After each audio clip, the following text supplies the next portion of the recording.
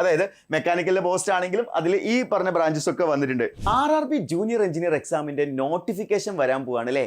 അപ്പോൾ സ്വാഭാവികമായിട്ടും ഈ ഒരു നോട്ടിഫിക്കേഷൻ വന്നു കഴിഞ്ഞാൽ electrical, mechanical, civil, electronics, computer science കഴിഞ്ഞ ഉദ്യോഗാർത്ഥികൾക്കെല്ലാം അപ്ലൈ ചെയ്യാൻ പറ്റുന്ന ഒരുപാട് പോസ്റ്റുകളുണ്ട്.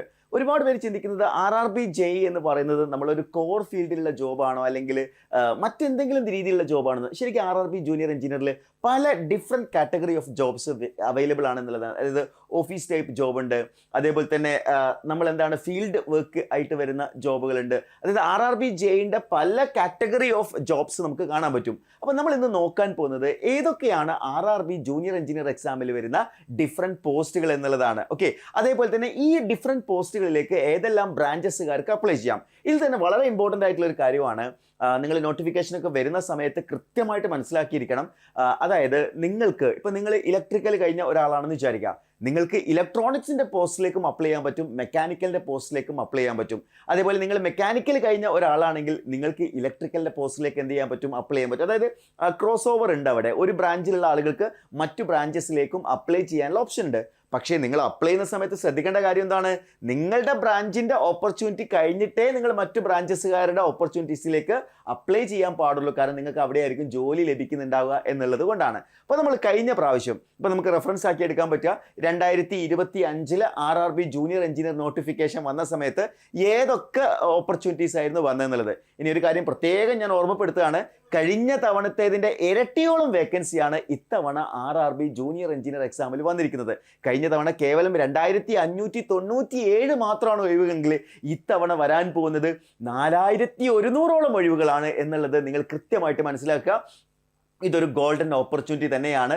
സെൻട്രൽ ഗവൺമെന്റിൽ ലെവൽ 6 ഇനീഷ്യലി തുടക്കക്കാരന് തന്നെ 50,000 മുകളിൽ സാലറി. അതിൽ തന്നെ പ്രത്യേകമായി പറയാന്നുണ്ടെങ്കിൽ പുതിയ പേ സ്കെയിൽ റിവിഷൻ വന്നു കഴിഞ്ഞാൽ 1,00,000 മുകളിലേക്കൊക്കെ സാലറി വരാൻ സാധ്യതയില്ല.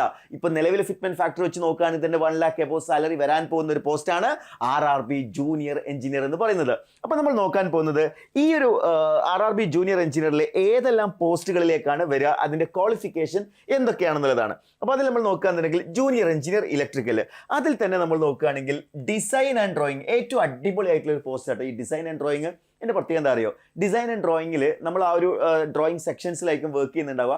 അതുകൊണ്ട് തന്നെ നിങ്ങൾക്ക് സാറ്റർഡേ, സൺഡേ, അതേപോലെ പബ്ലിക് ഹോളിഡേയ്സ് ഒക്കെ എന്തായിരിക്കും, ലീവ് ആയിരിക്കും. നല്ലൊരു ഓപ്പർച്യൂണിറ്റിയാണ് ഡിസൈൻ ആൻഡ് ഡ്രോയിങ്. അപ്പോൾ എല്ലാവരും നല്ല ഡിമാൻഡുള്ള ഒരു പോസ്റ്റ് ആയിട്ടാണ് കാണുന്നത് ഈ ഒരു ഡിസൈൻ ആൻഡ് ഡ്രോയിങ് എന്ന് പറയുന്നത്.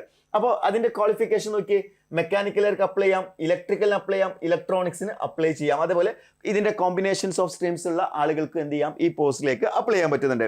അപ്പം ഇനി ജൂനിയർ എഞ്ചിനീയർ ഇലക്ട്രിക്കലിൽ തന്നെ മറ്റൊന്ന് വരുന്നതാണ് EMU ആൻഡ് TRS വരുന്നുണ്ട്. അതേപോലെ തന്നെ മറ്റൊരു പോസ്റ്റാണ് TRD എന്ന് പറയുന്നത്. അതേപോലെ മറ്റൊരു പോസ്റ്റാണ് ജനറൽ സർവീസ് എന്ന് പറയുന്നത്.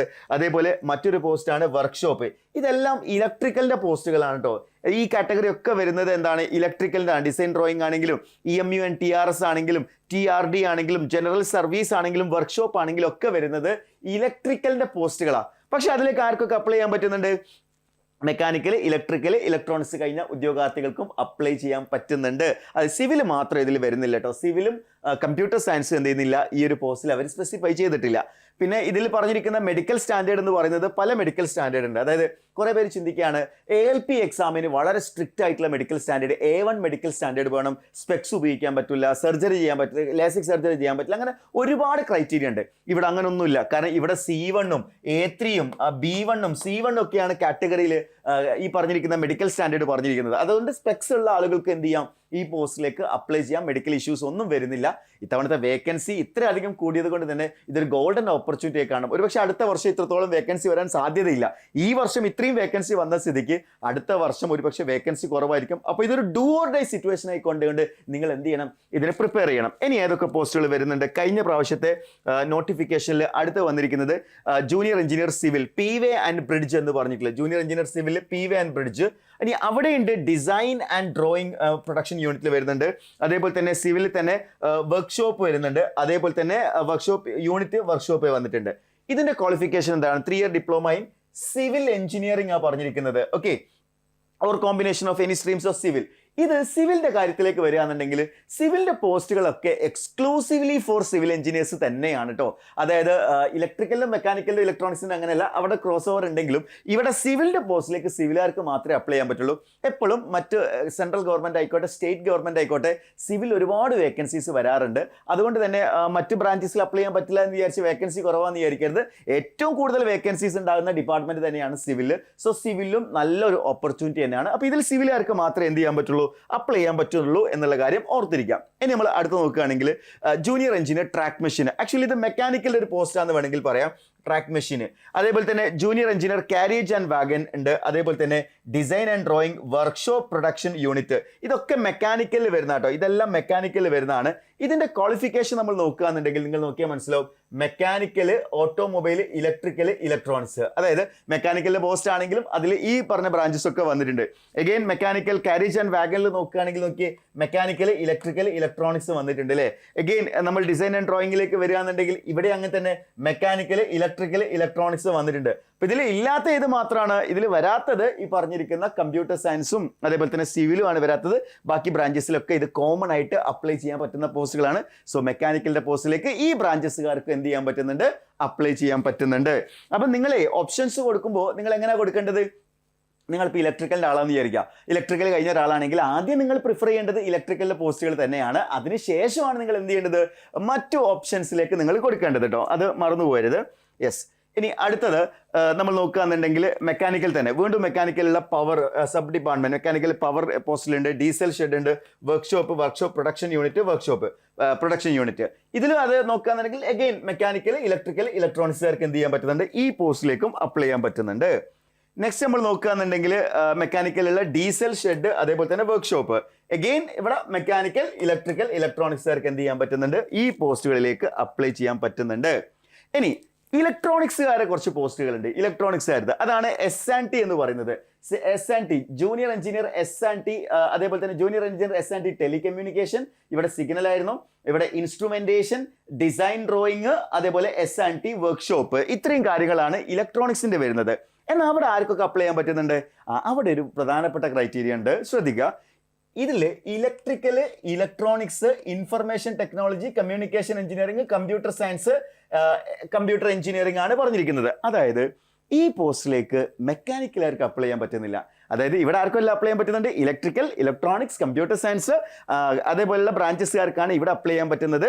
പക്ഷേ എന്താ പറ്റുന്നില്ല, മെക്കാനിക്കലുകാർക്ക് അപ്ലൈ ചെയ്യാൻ പറ്റുന്നില്ല. പക്ഷെ മെക്കാനിക്കൽ പോസ്റ്റിൽ എല്ലാവർക്കും അപ്ലൈ ചെയ്യാൻ പറ്റുന്നുണ്ട് അല്ലേ.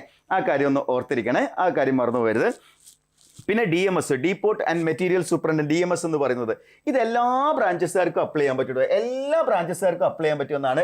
ഡീപോർട്ട് മെറ്റീരിയൽ സൂപ്രണ്ട് DMS എന്ന് പറയുന്ന ഈ ഒരു പോസ്റ്റിലേക്ക് നിങ്ങൾക്ക് എല്ലാവർക്കും അപ്ലൈ ചെയ്യാൻ പറ്റുന്ന ഒരു പോസ്റ്റാണ്. ഓഫീസ് വർക്കാണ്, എഞ്ചിനീയറിംഗ് വർക്കാന്ന് പറയാൻ പറ്റില്ല. അതുകൊണ്ടാണ് ഞാൻ പറയുന്നത് ഇതൊരു ഓഫീസ് വർക്കായിട്ട് നിങ്ങൾ എന്ത് ചെയ്യുക, കാണുക എന്നുള്ളതാണ്. സോ ഈ ഒരു ബ്രാഞ്ചസുകളും ഡിഫറെൻറ്റ് പോസ്റ്റുകളെ കുറിച്ച് നിങ്ങൾക്ക് ഒരു ക്ലാരിറ്റി കിട്ടിയിട്ടുണ്ടാവും എന്ന് വിചാരിക്കുകയാണ്. അതായത് ഒരു ഇലക്ട്രിക്കലിൻ്റെ എല്ലാ പോസ്റ്റിലേക്കും മെക്കും ഇലക്ട്രോണിക്സുകാർക്കും ഒക്കെ അപ്ലൈ ചെയ്യാം, മെക്കാനിക്കലിൻ്റെ പോസ്റ്റിലേക്ക് എല്ലാവർക്കും അപ്ലൈ ചെയ്യാം. എന്നാൽ ഇലക്ട്രോണിക്സിൻ്റെ പോസ്റ്റിലേക്ക് ഇലക്ട്രിക്കൽ, ഇലക്ട്രോണിക്സും മാത്രമേ വരുന്നുള്ളൂ അല്ലേ. അപ്പോൾ ഒരുപാട് പോസ്റ്റുകളുണ്ട് ഇത്തവണ. ഇത് കഴിഞ്ഞ പ്രാവശ്യത്താട്ടോ, ഇത്തവണ വരുമ്പോൾ ഇതിൽ കൂടുതൽ പോസ്റ്റുകളുണ്ട്. കാരണം കഴിഞ്ഞ പ്രാവശ്യം കേവലം 2500 ഒഴിവുകളുണ്ടെങ്കിൽ ഇത്തവണ 4100 ഒഴിവുകളിലേക്ക് വന്നിട്ടുണ്ട്. സോ ഒരു സെൻട്രൽ ഗവൺമെന്റ് ക്രാക്ക് ചെയ്യാൻ നിങ്ങൾ ആഗ്രഹിക്കുന്നുണ്ടെങ്കിൽ ഇതാണ് റൈറ്റ് ടൈം എന്ന് പറയുന്നത്. അപ്പോൾ നിങ്ങൾ കഴിഞ്ഞ തവണത്തെ റിസൾട്ട് നോക്കുകയാണെങ്കിൽ കേരളത്തിലെ ഏറ്റവും മികച്ച ജൂനിയർ എഞ്ചിനീയർ റിസൾട്ട് പ്രൊഡ്യൂസ് ചെയ്തിട്ടുള്ള പ്ലാറ്റ്ഫോമുകളിൽ ഒന്നാണ് എൻട്രി ആപ്പ്. സോ എൻട്രി ആപ്പിന്റെ RRB ജൂനിയർ എഞ്ചിനീയറിന്റെ ഒരു എക്സ്ക്ലൂസീവ് ബാച്ച് നമ്മൾ സ്റ്റാർട്ട് ചെയ്യാൻ പോവാണ്. അപ്പോൾ നമ്മുടെ RRB ജൂനിയർ എഞ്ചിനീയർ ബാച്ചിൽ ജോയിൻ ചെയ്യാനും കൂടുതൽ വിവരങ്ങൾ അറിയുന്നതിന് വേണ്ടി താഴെ കൊടുത്തിരിക്കുന്ന ഗൂഗിൾ ഫോം ഫില്ല് ചെയ്യുക. അതേപോലെ സ്ക്രോൾ ചെയ്തിരിക്കുന്ന നമ്പറിൽ കോൺടാക്ട് ചെയ്താൽ കൂടുതൽ ഇൻഫർമേഷൻ ലഭിക്കുന്നതായിരിക്കും. അപ്പോൾ എങ്ങനെയാണ്, പഠിച്ചു തുടങ്ങല്ലേ. Wish you all the best.